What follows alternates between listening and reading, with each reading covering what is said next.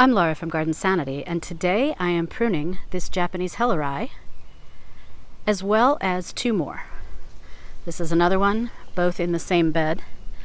And what I've done, just so I step back here, you can see, they used to be planted in between knockout roses. But last year I took the knockout roses out and we put little lime hydrangeas in instead. Knockouts were not happy in this area. The little limes are going to thrive here. So what I need to do is prune these up. And what I'm going to tell you is you don't really have to prune these, and you don't have to prune them that often. So stay tuned for that. This is a super easy shrub. So this is Japanese Helleri, and you're looking at it straight on. It's a small, compact evergreen shrub. It usually gets no more than 2 to 3 feet tall. Its spread is usually a little bit wider. It can spread as much as 4 feet wide if it's not pruned. Now, if this shrub wasn't pruned at all, they say that the height could eventually get up to 4 feet or more. However, these shrubs, and I have another one down here, right here, these were planted in the fall of 2014, and so far, the only pruning I've done is really to trim up the sides to keep them, more as a good neighbor plant. And now that I replaced the knockout roses with these little lime hydrangeas, which I did I think it was last August, I just want to make sure that I prune these just so they're good neighbors. You can see over here too, it's sort of running into the geranium roseanne, which isn't a bad thing. What I do love in the summer is the geranium roseanne will kind of wend its way through the plant. It's really nice. Now, because I haven't really pruned these doing such a major pruning before, I am going to do that today. Again, this is looking at them straight on, down at the ground. And you can see there's 1 or 2 areas that are getting a little tall, like this guy right here. We're going to come in and take this off. Now I'm going to use hand pruners for this. I suppose you could use shears, but I feel like that would turn it more into a weird looking oval circle shape. And as you can see, what's really nice about these shrubs is they have a very natural look to them. They're super low maintenance. They work great as either a low growing hedge if you want them to grow into each other, or as really pretty specimen shrubs, as you can see here in this garden. So here's another one that I have, and this is in the other side bed from where I just was.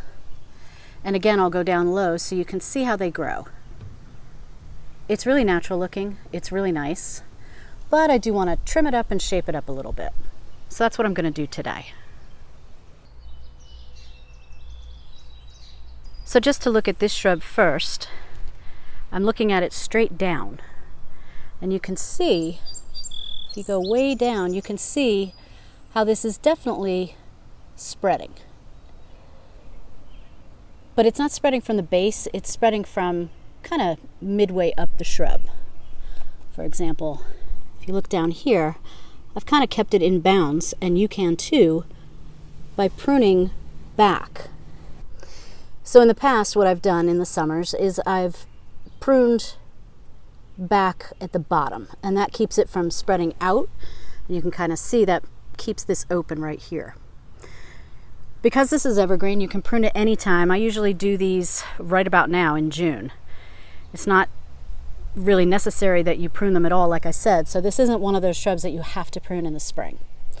But here, for example, is another look. Here's the little lime hydrangea I planted, and you can already see this guy wants to make friends. So we got to cut him back a little bit. They can be friends, but not those kinds of friends.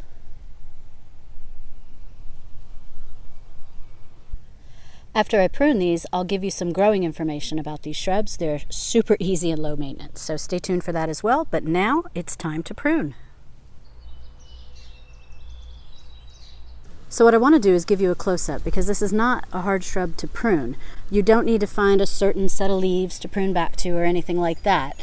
And what I'm doing, just to show you, is, for example, this branch right here, see how it's going into the little lime next to it? Well, all I'm going to do is I'm going to try to trim it back into the shrub. So if you see right there, is where I'm going to make my cut.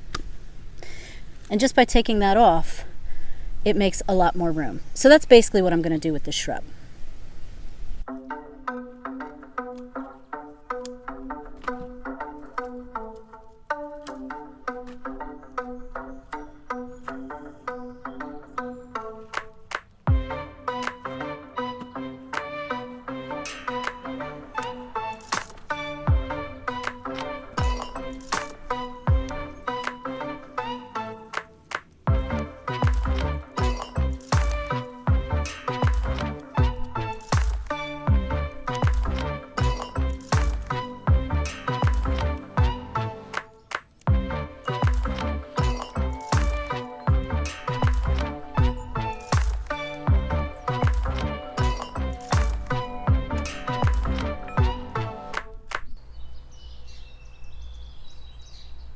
So here's the shrub. I'm all done.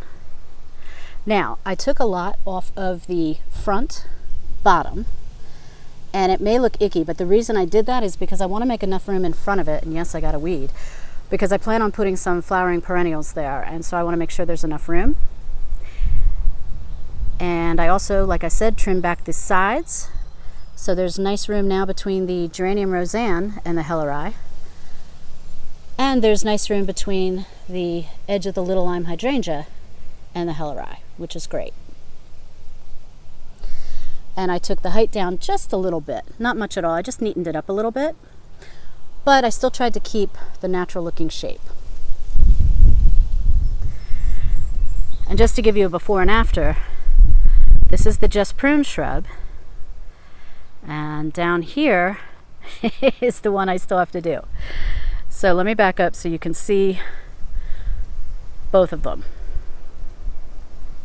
So there you go. And again, you don't really need to prune this if you want it to spread and be more of a natural shrub. And I love the look, but I need to rein it in. I haven't done this in a few years. Like I said, I've just done a here and there trim actually since we've planted these. So it was definitely overdue in time for me to do this. So the growing requirements for Japanese Helleri. They're hardy between zone 6 and 8. Sometimes they can grow well down to zone 5. It really depends. They need full sun, but they also do well in partial sun too. What they do need are average to moist conditions. Do not let the Japanese Helleri dry out. We lost 3 that way.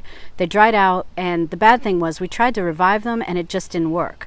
So whereas some plants dry out and you're able to maybe, give them extra water and baby them and they'll come back, these didn't at all, and boy did we try. So average to moist conditions. And they also love rich acidic soils. So if you're going to fertilize them, use Hollytone or something like that that is a good slow organic release fertilizer for acid soils. So sometimes people confuse boxwoods with helleri, and it's pretty easy to do. So let me first show you a boxwood. Now the difference between a boxwood and a helleri is the boxwood has leaves that are opposite each other. So you see these 2 leaves are opposite each other. Going down, these 2 leaves are opposite each other, and so on. But with a helleri, they're alternate. So let's see if you can see this closely here. You've got one here, then one here, a new one growing there. So they're kind of alternate going down. They're also smaller than most boxwoods, although it does depend on the variety. This is a winter gem boxwood, so its leaves are a little bit larger than this Japanese Helleri. So as I mentioned, you don't really need to prune these shrubs. Maybe a trim here or there to keep it from getting too close to other plants, but these are very, very, very slow growing. And like I said, you see that these plants they're probably 10-year-old plants because they were put in the ground in 2014. I'm guessing they were already 2 years old by then. So these are very, very slow growing plants. So now I have to do the next shrub and the one across the way, but in the meantime, I'll let you go, and happy gardening.